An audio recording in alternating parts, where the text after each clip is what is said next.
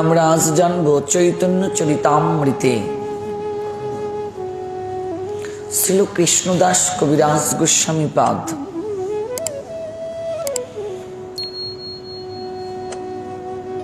আমাদেরকে শ্রীমন মহাপ্রভুর হৃদয়ের অভিব্যক্তি শ্রবণ করিয়েছেন। মহাপ্রভু নিজের হাতে 6টি 7টি 8টি 1 থেকে 8টি শ্লোক, তন্মধ্যে 6 সংখ্যক শ্লোকটি উচ্চারণ করার প্রথমে কারণ আমি ব্যাখ্যা করছি। 8টি শ্লোক আমাদেরকে প্রদান করেছেন, যে শ্লোকগুলোকে শিক্ষা অষ্টাকম বলা হয়। এই 8টি শ্লোকের উপর ভিত্তি করে এই কলিহত মনুষ্য জীবের ধর্ম যাজন দণ্ডায়মান। তো প্রাতকালীন ভজন যারা করছেন, প্রাতকালীন ভজন প্রাতে প্রথম 6 দণ্ডে, এটি হচ্ছে দ্বিতীয় জাম সাধন। যারা অষ্টকালীন ভজন করেন তাদের ক্ষেত্রে প্রাতকালীন ভজনের প্রাতে প্রথম 6 দণ্ডে দ্বিতীয় জাম, এটি হচ্ছে সাধন প্রক্রিয়া। মহাপ্রভু জানালেন, নাম নাম আকারী বহুদা নিজ সর্বশক্তি, স্তত্রার্পিতা নিয়মিত স্মরণেনু কালো,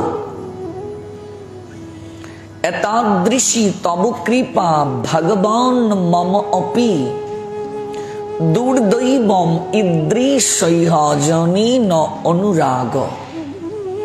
এই শ্লোকটি চৈতন্য চরিতামৃতেও আছে। শ্রীমান মহাপ্রভু নিজের হাতে এই শ্লোকটি আমাদেরকে রচনা করে জগৎ জীবকে উপহার প্রদান করেছেন। তো নাম নামকারী বহুদা নিজ সর্বশক্তি, ভগবান তার সকল শক্তি তার নামের মাঝে অর্পণ করেছেন। ভগবানের যত শক্তি আছে সকল শক্তি তার নামের মাঝে অর্পণ করেছেন। ভগবান শ্রী গোবিন্দ চলে গিয়েছেন লীলা সংবরণ করে, শ্রীমন মহাপ্রভু স্বধামে গিয়েছেন, কিন্তু কি রেখে গিয়েছেন? রেখে গিয়েছেন এই নাম। কলিকালে নাম রূপে কৃষ্ণ অবতার। কলিযুগে নামই স্বয়ং কৃষ্ণ। আমি গতকালও কথাটা বলেছিলাম, আমরা নামের আশ্রয় নিয়েছি বটে, কিন্তু আরেকটু আমাদের যত্নবান হওয়া আবশ্যক এই হরিনাম করার ক্ষেত্রে। কারণ এই নামার নামই অভিন্ন। চৈতন্য চরিতামৃতে অন্তলীলায় পাবেন।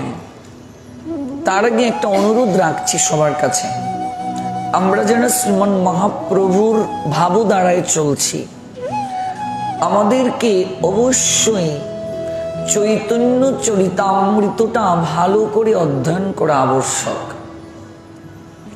আমি আমার এই অল্প বয়সের জীবনে এখনো তো কিছুই সাধন করতে পারিনি, তবে যেটুকু অভ্যাস করছি, অনুশীলন করছি, আমি সততই এই কথাটা বলি যে ভক্ত আমি এখনো হতে পারিনি, কেবল চেষ্টা করছি, অনুশীলন করছি। বৈষ্ণব হওয়ার যে শাস্ত্র যোগ্যতার কথা বলছেন তা আমার নেই। আমি অভ্যাস করছি, অভ্যাস যোগ পালন করছি। আমি যতটুকু অনুশীলন করেছি তার অভিজ্ঞতা আপনাদের কাছে বলছি। একজন সাধক তার অভিজ্ঞতার কথা বলবে, এই অভিজ্ঞতাটুকু আমাদের জীবনে পাথেয়। কেউ যদি মধ্যরাত্রিতে চৈতন্য চরিতামৃত অধ্যয়ন করে, চারিদিকে সবাই ঘুমিয়ে আছে, নীরব নিস্তব্ধ পরিবেশ, প্রকৃতি দেবী আপনাকে সহায়তা করছেন ভজনের জন্য। কেউ যদি এই মধ্যাহ্নকালীন সময়ে চৈতন্য চরিতামৃত অধ্যয়ন করে, আমি আমার অভিজ্ঞতা থেকে বলছি, আপনি বিশেষ একটা কিছু প্রাপ্ত হবেন। কারণ এই চৈতন্য চরিতামৃত সচিতনয় গৌর হরির অভিন্ন দেহ। শ্রীল মুরারিদাস বাবাজি মহারাজ আমায় বলেছিলেন যে আপনার মুখে গৌর কথা একটা বিশেষ মাত্রা হৃদয়ে প্রাপ্তি হয়। জানি না এটি বাবা কোন দৃষ্টিতে দর্শন করেছিলেন। এখানে অনেকেই ওনার শিষ্যা আছেন। তিনি 2 ঘন্টার উপরে সেন শিবানন্দের চরিত কথা আমি আস্বাদন করেছিলাম, উনি বসে শ্রবণ করেছিলেন, অজুর ধারায় ক্রন্দন করেছিলেন আর বলেছিলেন, আমি বলছি বাবা আপনি আমায় তুমি করে বলুন, কিন্তু কি বদান্যতা এখনো আমার মনে পড়ে। তিনি বলেছিলেন, জীবে সম্মান দেবে যিনি কৃষ্ণ অধিষ্ঠান। শ্রী সেন শিবানন্দের চরিত কথা আস্বাদনকালে কুকুর উদ্ধার লীলা শ্রবণ করে তিনি কাঁদতে কাঁদতে কাঁদতে কাঁদতে লুটিয়ে পড়েছিলেন নামের মহিমা শ্রবণ করে।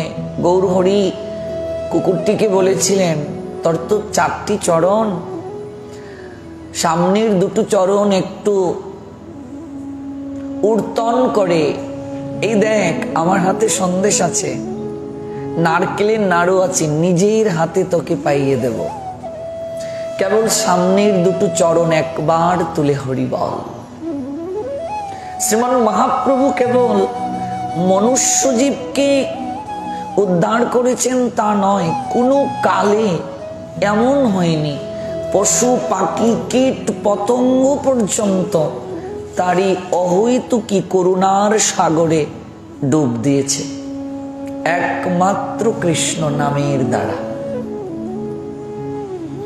কেউ যদি নাম প্রভুকে আশ্রয় গ্রহণ করে, হরে কৃষ্ণ মহামন্ত্রকে আশ্রয় গ্রহণ করে, তার আর অন্য কোনো ভজনের প্রয়োজনীয়তা নেই। তাহলে আমরা কেন করছি? আমাদের নামের প্রতি পূর্ণ বিশ্বাস নেই, পূর্ণ শ্রদ্ধা নেই। দশরথ মৃগয়ায় গিয়ে ভুলবশত শব্দবাণ নিক্ষেপ করে অন্ধমুনির পুত্রকে বধ করে ফেলেছিলেন। অন্ধমুনির পুত্রের নাম কি? শ্রবণ। শ্রবণকে তিনি বধ করে ফেলেছেন। এবার শ্রবণের মৃতদেহটাকে কোলে নিয়ে রাজা দশরথ আশ্রমের দিকে এগিয়ে যাচ্ছেন।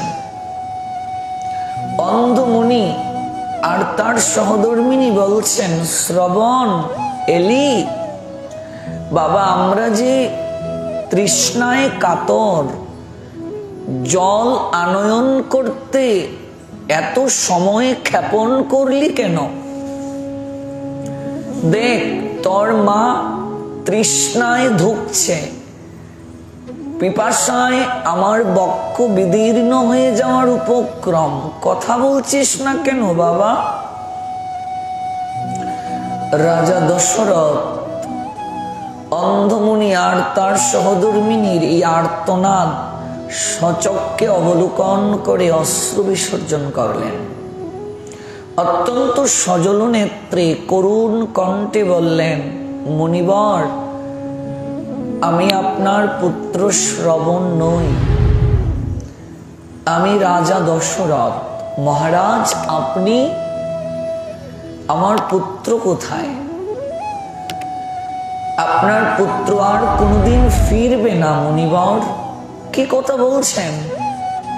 ও যে আমাদের একমাত্র অন্ধের যষ্টি, আপনার পুত্রকে মৃগ ভেবে তীর বক্ষে বিদ্ধ করে আমি বধ করে ফেলেছি।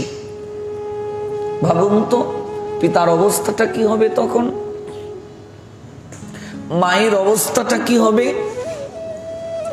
সঙ্গে সঙ্গে পিপাসায় কাতর দম্পতি লুটিয়ে পড়লেন ধরণীতে আর বললেন,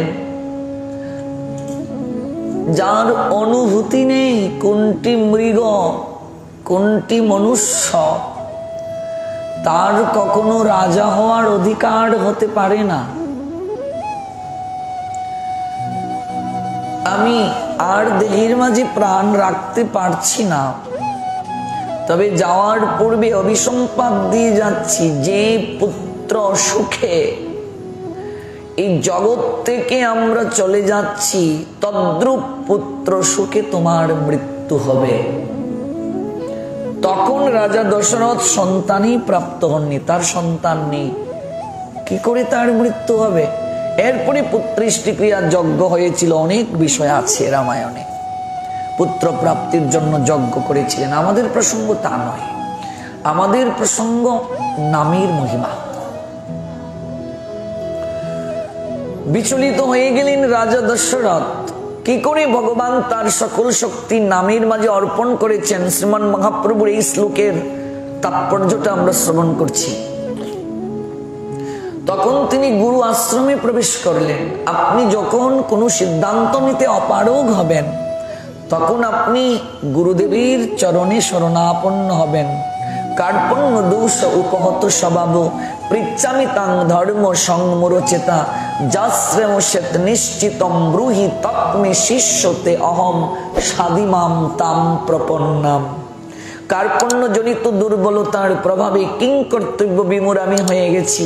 অর্জুন বলেছিলেন, আমি কর্তব্য সম্পর্কে বিভ্রান্ত, আমার কি করা কর্তব্য আমি উপলব্ধি করতে পারছি না, তাই আমি তোমার চরণে শরণাগত হলাম। মাধব, আমি তোমার শিষ্য, তুমি আমায় কৃপা করে গ্রহণ করে কোন পথে আমার চললে মঙ্গল হবে, সেই পথটা তুমি আমায় বুঝিয়ে বলো, মার্গ প্রদর্শন করো।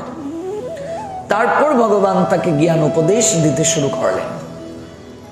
শরণাগত না হলে তো কেউ জ্ঞান দেবে না, আনুগত্য অবলম্বন না করলে তো কেউ জ্ঞান দেবে না, অহংকার চিত্ত থেকে না গেলে তো কেউ জ্ঞান বাড়িতে স্নাত করবে না। এই জন্য অর্জুন বিষাদ যুগে প্রথম অধ্যায়ে ভগবান উপদেশ দেননি। অর্জুনের দাম্ভিকতা ছিল, শরণাগতি ছিল না পূর্ণরূপে। তার মতো বড় যোদ্ধা কেউ নেই কথায় প্রকাশিত হয়েছে। কার সঙ্গে আমাকে যুদ্ধ করতে হবে, এরূপ বাক্য দ্বারা গোবিন্দকে বিদ্ধ করেছেন তিনি। যখন তিনি দেখলেন তার পক্ষে যুদ্ধ করা সম্ভব নয়, তিনি দু টানায় পড়ে গেলেন। ক্ষত্রিয় ধর্ম রক্ষা করা, অন্যদিকে আত্মীয় স্বজনদের বধ করাটা সমীচীন হবে কিনা, তাই শরণাগত হয়ে সমাধান প্রার্থনা করলেন। গুরুদেবের নৈকট্যেই খুলে বলা উচিত। মনে রাখবে, দুজন ব্যক্তির কাছে কিছু লুকাতে নেই। কজন ব্যক্তির কাছে? কে কে? প্রথম হলেন গুরুদেব, গুরুদেবের কাছে কিছু লুকাতে নেই। আর কে? সুদামা বলো কে? ডাক্তার, ডাক্তারের কাছে কিছু লুকাতে নেই।